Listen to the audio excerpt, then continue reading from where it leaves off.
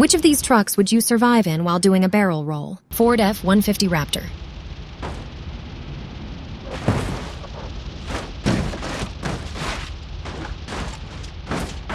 That's definitely $50K in damages. Dodge Ram.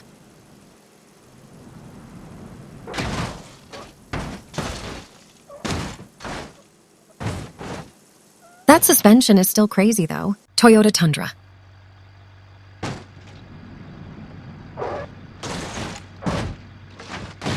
Time to ask Daddy for a new paint job. Chevrolet C10.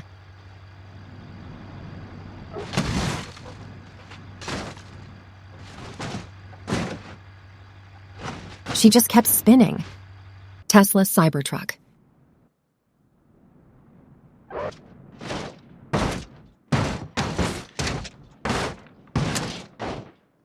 Whoever drives this definitely has a big dick.